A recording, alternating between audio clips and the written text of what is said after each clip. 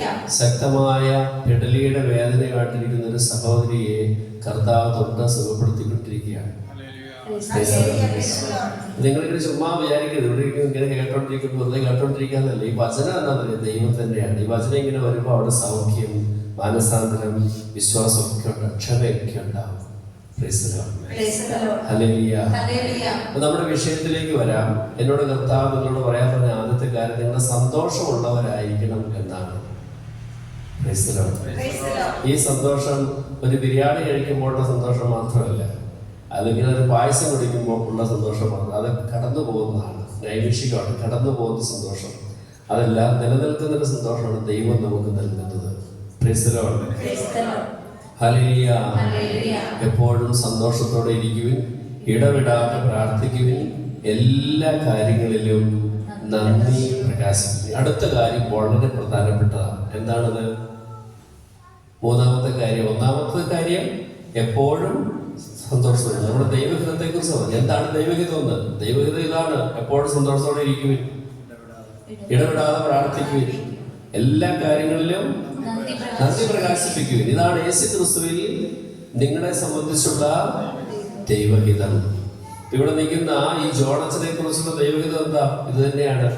ഇവിടെ ഇരിക്കുന്ന നിങ്ങളെ കുറിച്ചുള്ള, നിങ്ങളുടെ ഒരു കയ്യിൽ നിന്ന് നിങ്ങളുടെ പേരെന്ന് പറഞ്ഞേ, നിങ്ങളുടെ പേര് പറ. നിങ്ങളുടെ പേര് നിങ്ങൾ പറഞ്ഞു. എന്റെ പേര് നമുക്ക് ഒരുമിച്ച് പറയാം. എന്റെ പേര് ഫാദർ ജോൺ. നിങ്ങളുടെ ഫാദർ ജോൺ അല്ല, നിങ്ങളുടെ പേര്. എന്നിട്ട് പറഞ്ഞു, എപ്പോഴും സന്തോഷത്തോടെ ഇരിക്കുവിൻ, ഇടവിടാതെ പ്രാർത്ഥിക്കുകയും, എല്ലാ കാര്യങ്ങളിലും നന്ദി പ്രകാശിപ്പിക്കുകയും. ഇനി നമുക്ക് ഈ സന്തോഷം കിട്ടാത്തതിന്റെ കാരണം എന്താണെന്നറിയാം? ഒന്ന്, നമ്മുടെ പ്രാർത്ഥന കുറവ്. എന്ന് പറഞ്ഞാൽ വ്യക്തിപരമായ പ്രാർത്ഥന കുറവാണ് ഒന്ന്. രണ്ടാമത്തെ ഉണ്ടല്ലോ, രണ്ടാമത്തെ കാര്യം അതാണ് എടുത്ത് പറയാൻ പോകുന്നത്. എല്ലാ കാര്യങ്ങളിലും നന്ദി പ്രകാശിപ്പിക്കുക എന്നുള്ളതാണ്. എല്ലാ കാര്യങ്ങളും നന്ദി പ്രകാശിപ്പിക്കുക.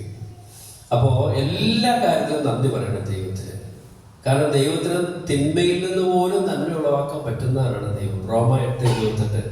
ദൈവത്തെ സ്നേഹിക്കുന്നവർക്ക്, അവിടുത്തെ പദ്ധതി അനുസരിച്ച് വിളിക്കപ്പെടുന്നവർക്ക് അവിടുന്ന് എല്ലാം നന്മയ്ക്കായിട്ട് മാറ്റും. എല്ലാം നന്മയ്ക്കായിട്ട് മാറ്റും. നിന്റെ ഈ കാലിന്റെ വേദന, ഭർത്താവിന്റെ മരണം, മകന്റെ മരണം, മകളുടെ മരണം, എന്താണെങ്കിലും അതെല്ലാം ദൈവം നന്മയായിട്ട് മാറ്റി. അവിടെ നമ്മുടെ ദൈവം ഒരു ക്രൂരനായ ദൈവമല്ല, ഒരു സ്നേഹമുള്ള പിതാവാണ്. Hallelujah, hallelujah. മൂന്നാമത്തെ കാര്യമാണ് നമ്മളിവിടെ ചിന്തിക്കുന്നത്. ഒന്ന്, എപ്പോഴും സന്തോഷത്തോടെ ഇരിക്കുവിൻ. രണ്ട്, ഇടവിടാതെ പ്രാർത്ഥിക്കുവിൻ. മൂന്ന്, എല്ലാ കാര്യങ്ങളിലും നന്ദി പ്രകാശിപ്പിക്കുവിൻ. ഇതാണ് യേശു ക്രിസ്തുവിൽ നിങ്ങളെ സംബന്ധിച്ചുള്ള ദൈവഹിതം. അപ്പൊ മൂന്നാമത്തെ കാര്യം എന്താണ്? എല്ലാ കാര്യങ്ങളിലും, ഉറക്കെ പറഞ്ഞ, എല്ലാ കാര്യങ്ങളിലും നന്ദി പ്രകാശിപ്പിക്കും. അതിനെ കുറിച്ച് പറഞ്ഞ് അവസാനിപ്പിക്കുകയാണ്. അതെന്താണെന്നറിയാമോ? യോന പ്രവാചകനെ ദൈവം വിളിച്ചിട്ട് പറഞ്ഞു, നീ നിനവയിൽ പോയി വചനം പ്രസംഗിക്കുക. അപ്പം നിനവയിലേക്ക് പോകാനായിട്ട് യോന വന്നു കഴിഞ്ഞപ്പോൾ അദ്ദേഹത്തിന് കാര്യം പിടികിട്ട് നിനവയിലുള്ളവർ കഠിന ഹൃദയരാണ്. അവരോട് പറഞ്ഞു, ഒന്ന് പറഞ്ഞ് രണ്ടാമത്തിന് ദേഷ്യപ്പെടുന്നവരാണ്, പിന്നെ അതികായന്മാരാണ്, വലിയ മനുഷ്യരാണ്. അപ്പൊ അവിടേക്ക് ചെന്ന് വെറുതെ സമയം കളയാതെ മാത്രമേ ഉള്ളൂ. അതുകൊണ്ട് യോന ഇങ്ങനെ തീരുമാനിച്ചു. നിനവയിലേക്കാണ് പുറപ്പെട്ടതെങ്കിലും അവിടെ തീരത്തെത്തിക്കഴിഞ്ഞപ്പോഴത്തേക്ക് തീരുമാനങ്ങൾ മാറിപ്പോയി. നമുക്ക് ചിലപ്പോൾ ഇങ്ങനെ വരും. കാര്യം വേറൊരു കാര്യത്തിനുണ്ടെ പോണെങ്കിലും വഴിയിൽ വെച്ച് വേറെ സ്ഥലത്തേക്ക് പോയി. ഇങ്ങനെ അവർക്ക് അബദ്ധങ്ങൾ പറ്റാറുണ്ട്. ഇങ്ങനെ അങ്ങോട്ട് പോകുന്ന വഴിക്ക് ഇങ്ങോട്ട് പോയി, വഴി തിരിഞ്ഞു പോയി, ഒരു തീരുമാനം മാറിപ്പോയി. അപ്പം തന്നെ ജീവിതത്തെ മുഴുവൻ ബാധിക്കും. അതുകൊണ്ട് യോന ഇങ്ങനെ ദൈവം പറഞ്ഞ സ്ഥലത്തേക്ക് നിലവിലേക്ക് പോകാൻ വേണ്ടി വന്നു. താർശീഷിലെ കപ്പലിൽ കയറി. അവിടെ മുഴുവൻ പ്രശ്നമായി കഴിഞ്ഞപ്പോഴത്തേക്ക് ആ കപ്പലിലുണ്ടായിരുന്ന കുറച്ച് ബോധം ഉള്ളവരായതുകൊണ്ട്, അവർ ദൈവഭയമുള്ളവരായതുകൊണ്ട് അവരൊന്ന് പ്രാർത്ഥിച്ചപ്പോൾ അവർക്കൊരു കാര്യം പിടികിട്ടി. എന്തോ ഒരു തീരുമാനം തെറ്റിപ്പോയി. ഈ കപ്പലില് ദൈവം ആഗ്രഹിക്കാത്ത ആരും ഇരിപ്പുണ്ട്. അപ്പൊ അവര് കാര്യം നമുക്കൊരു കാര്യം ചെയ്യാം, നമുക്കൊന്ന് പ്രാർത്ഥിക്കാം. അപ്പൊ ഇങ്ങനെ ആ താർഷീഷിലേക്ക് വന്ന കപ്പലിൽ ഉണ്ടായിരുന്നവരെല്ലാം നിലവിളിക്കാൻ തുടങ്ങി. നിലവിളിക്കാൻ കാരണം എന്താ? കടലെല്ലാം ആർത്തരമായി, ഭയങ്കര കൊടുങ്കാറ്റുണ്ടായി. അപ്പൊ അങ്ങനെ അവർ നശിക്കാൻ തീരുമാനിച്ചു. കപ്പലുള്ളവരെല്ലാം നിലവിളിച്ചു. അവർ നിലവിളിച്ച സമയത്ത് അവരെന്ത് ചെയ്തു? കപ്പലുണ്ടായിരുന്ന സാധനങ്ങളെല്ലാം വലിച്ചു. എന്നിട്ട് ഇതൊന്നും നിൽക്കുന്നില്ല, കപ്പൽ കിടന്ന ആകെപ്പാടും പ്രശ്നം. അപ്പൊ അങ്ങനെ പ്രാർത്ഥിച്ച സമയത്ത് അവരൊരു കാര്യം, ഇനിയിപ്പോൾ നമ്മൾ ഇത്ര പേര് ഇടത്തുള്ളൂ, അതുകൊണ്ട് നമുക്കൊരു പണി ചെയ്യാം, ഒരു കുറിയിട്ടിട്ട് ഇതിലുള്ള എല്ലാവരും പേരെഴുതാൻ പറഞ്ഞു. അപ്പൊ കപ്പലിൽ യാത്ര ചെയ്യുന്ന എല്ലാവരും ലിസ്റ്റ് ഒക്കെ എടുത്തിട്ട് ആ പേരെല്ലാം എഴുതി വെച്ചിട്ട് ആ നമ്പർ അനുസരിച്ച് എഴുതി. നമ്പർ 1 ഫാദർ ജോൺ, അല്ലെങ്കിൽ 2 അതൊരു ക്ലബിന്, ഓരോരുത്തരും പേരൊക്കെ എഴുതി. എന്നിട്ട് അതനുസരിച്ച് കുറിയും കിട്ടും. കുറി കിട്ടി എടുത്തത് ആരുടെ പേരായിപ്പോയി? യോന. അപ്പൊ യോന എന്ത് ചെയ്യുക? അവരും ഇരുന്ന് പ്രാർത്ഥിച്ചുകൊണ്ടിരിക്കുക, ദൈവമേ രക്ഷിക്കണേ, ദൈവമേ രക്ഷിക്കണേ. ഈ ദൈവത്തിന്റെ വഴിയിൽ പോകാതെ കുറെ പ്രാർത്ഥിച്ചുകൊണ്ട് എന്നാൽ എന്ത് ചെയ്യും? ദൈവം പറയുന്ന കാര്യം ചെയ്യണ്ടേ? അപ്പൊ യോനായി പ്രാർത്ഥിച്ചുകൊണ്ടിരിക്കുക. അപ്പൊ അവര് കുറി വീണപ്പോൾ അവര് ചെയ്യും, യോന എവിടെ ഇരിക്കണേ? അവൻ കപ്പലിന്റെ അടുത്തട്ടിലിരുന്ന് അവനും പ്രാർത്ഥിച്ചുകൊണ്ടിരിക്കുക, ദൈവമേ കൊടുങ്കാറ്റ് പോട്ടെ, എല്ലാം നേരെ ആകട്ടെ, ശാന്തത ഉണ്ടാകട്ടെ, സമാധാനം പ്രാർത്ഥിച്ചുകൊണ്ടിരിക്കുക. അപ്പൊ അവരെ എന്ന് വിളിച്ചു, നീ എന്ത് ചെയ്തുകൊണ്ടിരിക്കുക ഇവിടെ? ഞാൻ പ്രാർത്ഥിച്ചുകൊണ്ടിരിക്കുക. നീ ആരാണ്? നീ എവിടെ നിന്ന് വരുന്നു? നീ എങ്ങോട്ട് പോകുന്നു? ഇപ്പൊ യോന പറഞ്ഞു, സത്യം പറയാനോ, എന്നോട് ദൈവം പറഞ്ഞത് നിനവേക്ക് പോകാനാണ്. എൻ്റെ ഇഷ്ടം താർഷീഷിലേക്ക് പോകാനാണ്. കണ്ടോ, സ്വന്തം ഇഷ്ടം ചെയ്തതിന് ഭയങ്കര പ്രാർത്ഥനയാണ്. അപ്പൊ അവര് പറഞ്ഞു. എന്നിട്ട് യോനാഥൻ്റെ ഒരു കാര്യം പറഞ്ഞു, നിങ്ങൾക്ക് ശാന്തി സമാധാനം കിട്ടാൻ വേണ്ടി ഒരു പണി ചെയ്തോ, എന്നെ എടുത്ത് കടലിലേക്ക് ഇട്ടോളാൻ പറഞ്ഞു. ഞാനാണ് ഇതിൻ്റെ ഒരു പ്രശ്നം എന്നുള്ള തിരിച്ചറിവ് യോനായ്ക്ക് അപ്പോൾ ഉണ്ടായി. അപ്പൊ നമ്മുടെ ഒരു പ്രശ്നത്തിന് നമ്മളൊരു പക്ഷേ മറ്റൊരുത്തരെ കാണാൻ എളുപ്പമായിരിക്കും. അത് ഈ ഭർത്താവ് കാരണമാണ്, ഭാര്യ കാരണമാണ്, അവൻ കാരണം, ഇവര് കാരണമാണ് എന്നൊക്കെ പറയും. നമ്മളിലേക്ക് തിരിഞ്ഞു നോക്കാൻ നമ്മൾ ചിലപ്പം വൈകിപ്പോകും. യോനായ്ക്ക് ഒരു തിരിച്ചറിവുണ്ടായി, അതാണ് നമ്മൾ തന്നെയാണ് ഇതിൻ്റെ പ്രശ്നം. നിങ്ങൾ എന്നെ ഈ കപ്പലിൽ നിർത്തി കളഞ്ഞാലല്ലേ ശരിയാവുന്നത്. അപ്പോൾ യോനായുടെ അടുത്ത് അവർ കടലിലേക്ക് എറിഞ്ഞോടുകൂടി ഭയങ്കര ശാന്തതയുണ്ടായി. യോന അപ്പോൾ ഒറ്റ നിലവിളി, ദൈവമേ എന്നോട് കരുണയായിരിക്കണമേ.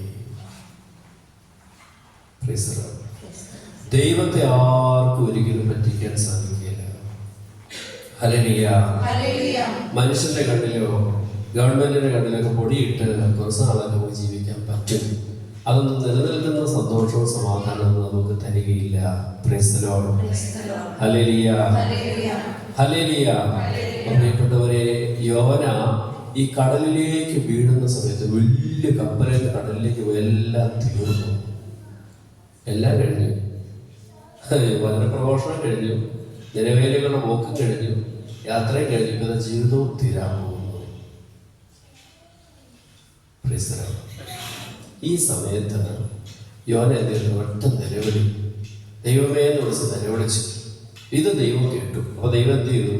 അതിനെ പോയത് തിമിംഗലത്തോട് പറഞ്ഞു, ഇവനെ വിഴുങ്ങിക്കോളാം. ഏതായാലും യോന കടലിലേക്ക് വിൽക്കണ്ട. ദൈവം കൃത്യം ഇടപെട്ടു. യോന കരഞ്ഞ് നിലവിളിച്ചത് ദൈവം മത്സ്യത്തോട് പറഞ്ഞു, ഇവനെ വിഴുങ്ങാൻ പറഞ്ഞു. അപ്പൊ ഈ മത്സ്യം കടലിലേക്കോട് മുങ്ങിപ്പോകുന്ന യോനായെ കടലിലേക്ക് വീഴുന്ന നിമിഷം തന്നെ ഈ തിമിംഗലം വിഴുങ്ങി. സാധാരണ ഇതിൽ തിമിംഗലം ഒരു മനുഷ്യൻ തിന്നുന്നതല്ല, നിങ്ങൾക്ക് അറിയാമോ? തിമിംഗലം ഒരു മനുഷ്യൻ തിന്നില്ല. അപ്പോ യോന മത്സ്യത്തിന്റെ വയറ്റിലേക്ക് പോയി. ഈ തിമിംഗലം ഒരു മനുഷ്യനെ തിന്നുന്ന ജീവിയല്ല തിമിംഗലം. സാധാരണ തിന്നാറില്ല. പക്ഷെ ദൈവം പറഞ്ഞുകൊണ്ട് ഈ തിമിംഗലം യോന മത്സ്യത്തിന് ഉദരത്തിലേക്ക്. ഇനി വല്ല രക്ഷയുണ്ടാവും? ഇനിയും രക്ഷയില്ല.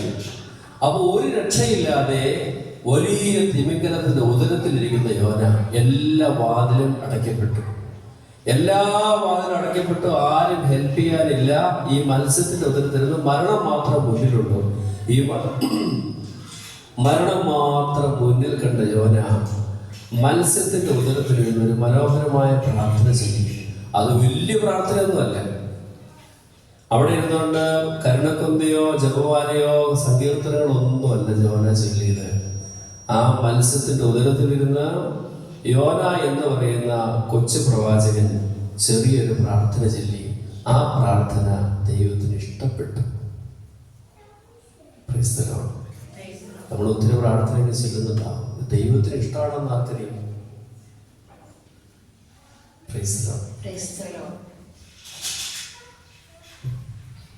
ദൈവത്തിന് ഇഷ്ടപ്പെട്ട പ്രാർത്ഥന ചെല്ലുമ്പോഴാണ് പെട്ടെന്ന് ഉത്തരം കിട്ടുന്നത്. നമുക്ക് പല കാര്യങ്ങളും പറയാനും ചോദിക്കാനൊക്കെ ഉണ്ടാവും. അപ്പൊ അതുകൊണ്ട് ദൈവത്തിന് ഇഷ്ടപ്പെട്ട ഒരു പ്രാർത്ഥന യോന മത്സ്യത്തിന്റെ ഉദരത്തിൽ വെച്ചില്ല. എന്ത് പ്രാർത്ഥന എന്നറിയാമോ? ഒരു സെന്റൻസേ ഉള്ളൂ, ഒറ്റ സെന്റൻസിന്റെ പ്രാർത്ഥന. അതെന്താ പ്രാർത്ഥന? യോന ചൊല്ലിയത്. നമ്മൾ ബൈബിള് വായിക്കണം, വചനം കേൾക്കണം.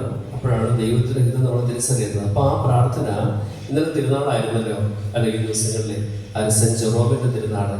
അദ്ദേഹം പറഞ്ഞതാണ്, ignorance of the scripture is ignorance of Christ. Bible അറിയത്തില്ലാത്ത ഒരുത്തിന് ദൈവത്തെ അറിയാൻ പാടില്ല. വചനം നമ്മൾ വായിക്കണം, പഠിക്കണം, അത് കേൾക്കണം.